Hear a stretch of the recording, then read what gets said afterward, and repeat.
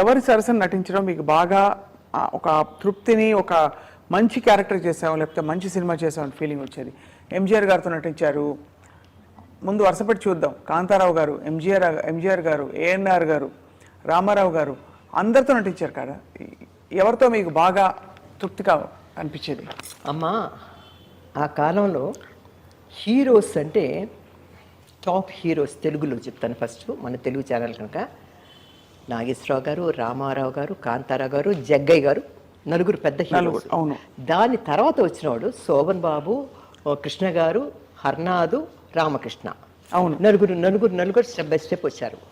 మేము చిన్నప్పుడు నాగేశ్వరరావు గారు, రామారావు గారు, జగ్గయ్య గారు, కాంతారావు పిక్చర్లు చూసి పెరిగిన వాళ్ళం, చిన్న పిల్లలం మేము. అవును. వాళ్ళు మాకు దేవుళ్ళు లాగానే మాకు ఉండిపోతారు మా మనసులో. ఎందుకంటే రామారావు గారిని చూస్తే కృష్ణుడుగా, రాముడుగా అదే మాకు మనసులో ఉండిపోతాయి.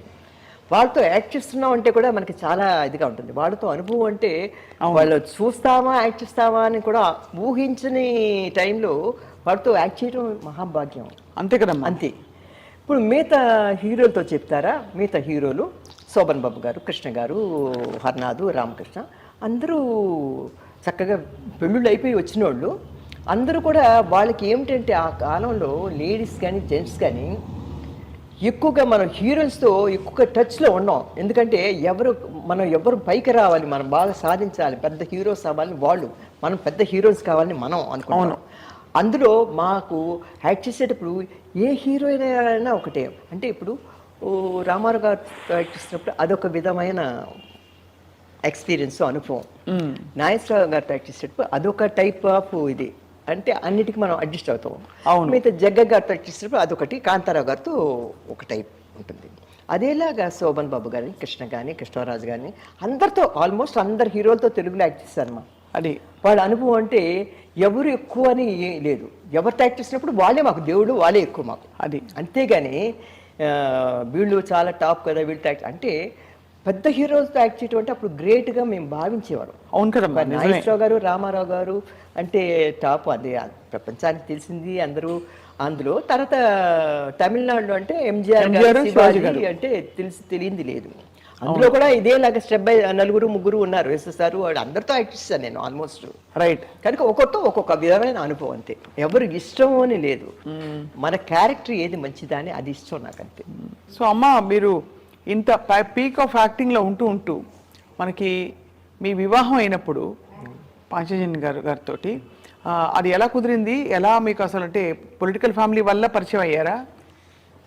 అది చెప్పాలంటే అమ్మా, నేను ఇప్పటికీ సుబ్రహ్మణ్యరెడ్డి గారు ఎక్కడైనా ఫంక్షన్లో కనబడితే చెప్తారు, రాయశ్రీ ఏంటి నువ్వు పీక్లో ఉన్నప్పుడు పెళ్లి చేసుకొని పోయావు, నాకు నచ్చలేదు అన్నారు. మొన్న ఒకసారి జమున గారు మేమందరం వైజాగ్లో ఫంక్షన్కి వెళ్ళాం, ఆయన బర్త్డే దానికి వెళ్ళినప్పుడు అన్నారు. నేను అన్నాను, అదేమిటండి అన్నారు.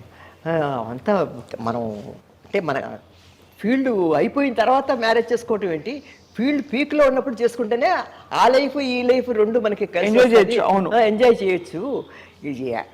ఫీల్డ్లో యాక్ట్ చేయడానికి మనకి ఎండ్ అన్నది లేదు. అవును, ఎండ్ లేదు మనకి, యాక్ట్ చేస్తూనే ఉండొచ్చు మనం. ఏంటి హీరోయిన్ చిన్నపిల్ల దగ్గర నుంచి, అమ్మ వేషాల దగ్గర నుంచి, అక్క వేషాల దగ్గర నుంచి, వదిన వేషాల దగ్గర నుంచి, అమ్మమ్మ వేషాలు, నాయనమ్మ వేషాలు, ముసలి వేషాలు అన్నీ యాక్ట్ చేయొచ్చు. యాక్టింగ్కి ఎండ్ లేదు. నన్ను అడిగితే ఒక ఆర్టిస్ట్కి ఎండ్ లేదండి. అవును, కుంటిదానిలో కూడా యాక్ట్ చేయొచ్చు, కూర్చొని యాక్ట్ చేయొచ్చు, ఏదైనా యాక్ట్ చేయొచ్చు. కరెక్ట్. కానీ మ్యారేజ్ అనే దానికి ఒక లిమిట్ ఉంది. పిల్లల్ని కంటానికి అనేది ఒక లిమిట్ ఉంది, దానికి ఒక ఏజ్ ఉంది. ఆ ఏజ్లో ఇది మనం చేయకపోతే లైఫ్ వేస్ట్ అయిపోయింది మన లైఫ్. ఇంకా వయసు అయిపోయిన తర్వాత మనం మ్యారేజ్ చేసుకొని లాభం లేదు. వయసు అయిపోయిన తర్వాత ఇంకా పిల్లలు కనలేము. అవును, ఇంకా మ్యారేజ్ కాదు, ఇది లైఫ్లో అలా ఉండిపోవాల్సి వస్తుంది. కనుక ఏ వయసుకి తగినట్లు ఆ వయసులో వచ్చేయటం. అది మా ఆయన్ని నేను వచ్చి పొలిటీషియన్ అంటే నాకు ఎన్నో సంబంధాలు చూశారండి మా ఇంట్లో. అంటే నాకు మా మదరు పెద్దవాడని చెప్పారు కదా, లేటుగా పుట్టాను కదా. మా మదర్ చనిపోయారు 1973లో చనిపోయారు. మా మదరు ఆవిడ చనిపోయినప్పుడు ఒక పిక్చర్ యాక్ట్ చేస్తున్నాను నేను, భానుమతి గారు, సరోజాదేవి అందరం, పత్తుమాద బంధం. ఆ పేరు వింటేనే అది మీకు తమిళ్ తెలీదు. పత్తుమాద అంటే 10 మాసాలు మోసిన అనుబంధం అంటారు కదా, పత్తుమాద బంధం అనే పిక్చర్లో నేను యాక్ట్ చేసినప్పుడు ఆ పిక్చరు ఊటీ గీటీ అంతా తీశారు, అయిపోయింది ఫుల్గా. లాస్ట్లో క్లైమాక్స్ సీన్ కొద్దిగా బోల్డ్ గెటప్ నాదిను సరోజాదేవిది. అంటే కొద్దిగా ఒక ఏబిఎం రాజు మీ అందరం, ముత్తురామన్ అందరూ ఉన్నారు, రవిచంద్రన్ అందరూ ఉన్నారు. ఆ క్లైమాక్స్లో అందరూ భానుమతి గారు, ఏమన్ రాజు, సరోజాదేవి, నేను, భానుమతి అందరు ఆర్టిస్టులు ఉన్నారు. ఆ టైం అప్పుడు క్లైమాక్స్ అప్పుడు మా మదర్కి నైటు ఒక విధమైన ఏకాదిర్పులాగా వచ్చి ఆవిడ హాస్పిటల్ అడ్మిట్ చేయటం. హాస్పిటల్లో ఉన్నప్పుడు ఆ షూటింగ్ ఎడుతున్నప్పుడు నాకు డైలాగులు మాట్లాడాలి. నేను వచ్చి నా భర్తని ఆ సరోజాదేవికి అప్పగించాలన్నమాట. నా మూడు నీకు అప్పగిస్తున్నాను, నువ్వు పెళ్లి కాకముందే బిడ్డను కన్నావు అని ఒక డైలాగ్ చెప్తుంటే మాట నొక్కేసినట్లుంది, డైలాగ్ రావటం లేదు. గుర్తుందమ్మా డైలాగ్ అది? ఇది గుర్తు కూడా లేదమ్మా, నాకు మతిమరుపు కూడా వచ్చింది. ఆ సినిమా అప్పుడు నాకు చాలా దెబ్బతిన్నా నేను నా లైఫ్లో. అప్పుడు మా షూటింగ్ కట్ అన్నాను. తాత ఇంటికి వచ్చి ఇలా కూర్చున్నాను అనమాట, బ్రేక్ లంచ్ అవర్లో ఇంటికి వచ్చి ఇలా కూర్చున్నప్పుడు మా బ్రదర్ ఉన్నాడు. మా హాస్పిటల్లో ఉంది, లేడీ వెల్లింగ్టన్ హాస్పిటల్లో మా మదర్. గబగబని మా బ్రదరు, మా అక్కయ్య ఫోన్ చేసింది హాస్పిటల్ నుంచి. మా బ్రదర్ వచ్చి అన్నాడు అనమాట. నేను కూర్చొని ఏంటి అన్నాను. మా బ్రదర్ అంటే అదే అక్కయ్య కొడుకు. ఏంటంటే ఏం లేదు రారా హాస్పిటల్కి వెళ్దాం అన్నాడు మా బ్రదరు. అప్పుడు నేను మేకప్తో ఉన్నాను, మళ్ళీ 2 o'clock షూటింగ్కి వెళ్ళాలి, లంచ్కి వచ్చాను అనమాట. గబగబని అలా వెళ్ళేసరికి మా మదరు, అయ్యో చూడండి హాస్పిటల్ పొల్లి లాక్కొని ఇచ్చేసేసరికి ఆ మేకప్తో గెటప్తో ఆ ఓల్డ్ గెటప్తో నాకు చాలా బాధ కలిగింది. దాంతో భోజనం మానేశాను. మా అమ్మ అంటే అంత అఫెక్షన్ నాకు. చాలా బాధపడి అసలు పిక్చర్ కంప్లీట్ చేయడానికి కూడా వెళ్ళలేదు. వాళ్ళు కూడా నన్ను కట్ చేసి ఆ క్లైమాక్స్లో ఇది భానుమతి గారు అందరూ వచ్చారు పాపం మన ఇంటికి. శివాజీ గణేష్ణ వీళ్ళందరూ వచ్చారు పలకరింపుకి. అందరూ వచ్చి మా అక్కని చూసి షాక్ తినేవారు.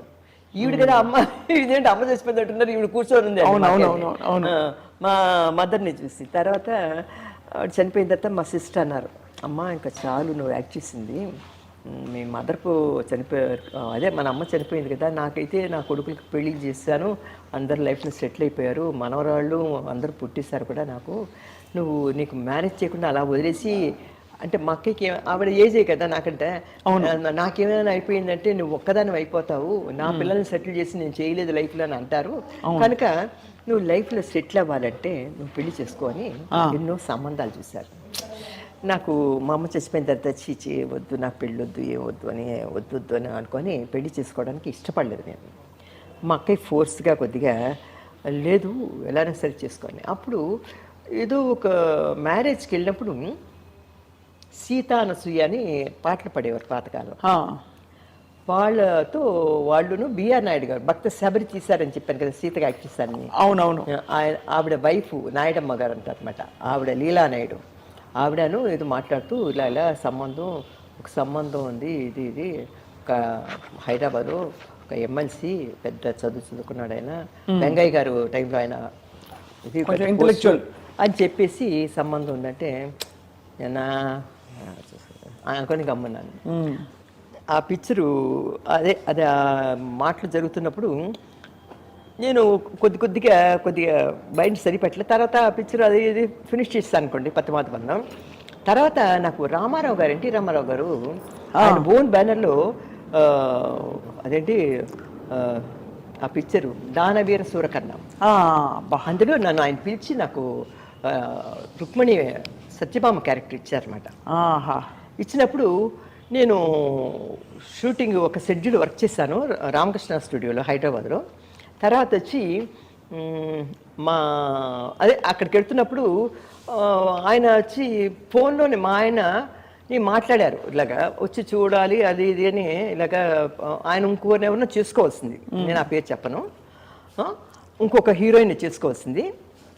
తర్వాత ఇలాగా రాయశ్రీ గారు వాళ్ళ కండిషన్ ఏంటంటే ఆఫ్టర్ మ్యారేజ్ వర్క్ చేయకూడదు అనేది వాళ్ళ కండిషన్. ఎందుకంటే ఆయన పొలిటీషియను, సినిమా వాళ్ళం కదా. అలా అన్నప్పుడు సరే అని అప్పుడు ఏమైందంటే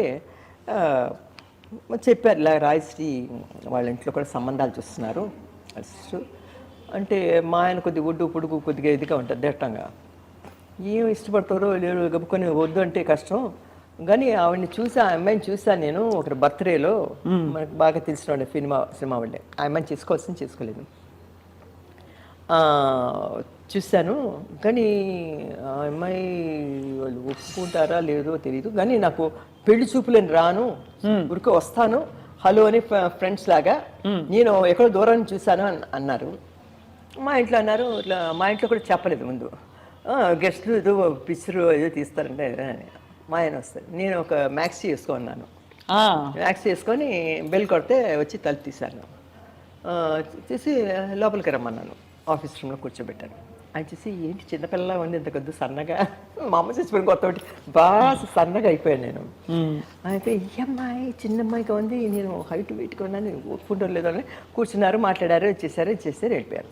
తర్వాత చెప్పారు మా ఇంట్లో.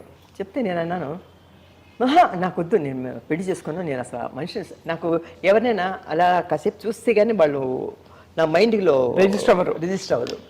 నాకు ఇలా మాట్లాడతాను, తర్వాత వాళ్ళు ఇంకోసారి చూసి వీళ్ళు ఎవరో అని అడుగుతుంటాను అనమాట.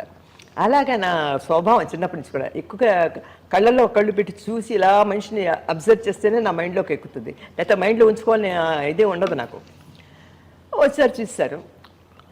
మా ఇంట్లో అన్నారు, నేనన్నా పెళ్ళాగిలాను. తర్వాత నాకే కోపం వచ్చేసింది. మా అక్కయ్య ఊరికే పెళ్లి చేసుకో నీకు ఏదైనా అయిపోతానికి ఏదైనా అయిపోతుంది అనేసి అంటుంటే మీ ఇష్టం అన్నాను. సరేనా కన్ఫామా అన్నారు. కన్ఫామ్. నేను ఇంట్లో ఉండటం మీకు ఇష్టం లేదా మీకు? నాకేమో పెద్ద మా అమ్మ చనిపోయిన తర్వాత మా అమ్మ ఉన్నప్పుడు పెళ్లి చేసుకోలేదు. ఓకే అన్నాను. వెంటనే మన వెంగళరావు గారు సీఎం కదా అప్పుడు, వాళ్ళ వైఫ్ ఆవిడ ఫోన్ చేసి ఏమ్మా అలాగా కన్ఫామ్ కదా, మీ డేట్ మీ జాతకాలు పంపించింది చూస్తామనేసి మా ఇంట్లో చేశారు. చూసి అమ్మ 1 monthలో మంచి ముహూర్తం ఉన్నాను. నేను అన్నాను 1 monthలోనా? అయ్యో కొన్ని పిక్చర్లు ఉన్నాయి కదా బ్యాలెన్స్ పిక్చర్లు. అవును అంటే అప్పుడు అంటే మా అమ్మ చచ్చిపోయిన తర్వాత కొన్ని పిక్చర్లు ఒప్పుకోలేదు నేను కొన్ని. అప్పుడు కొద్ది గ్యాప్లో ఉన్నాను అనమాట. లేకపోతే డే నైట్ వర్కే నాకు రుబ్బినట్లు. ఒక్క నిమిషం తీరుబాటు ఉండేది కాదు. కన్నడమో, తెలుగో, మలయాళం, హిందీయో ఈ 5 లాంగ్వేజ్లో ఏదో ఒక షూటింగ్ చేసేదాన్ని. అప్పుడు ఏమైపోయిందంటే సరే అని అలాగా సరే అన్న వెంటనే వాళ్ళు చేశారు. మా సిస్టర్ వచ్చి పత్రికలు వచ్చింది, ఆఫ్టర్ 1 month తర్వాత ఈ డేట్ తర్వాత మేము యాక్ట్ చేయము, ఎవరైనా ఫినిష్ చేసుకోవాలి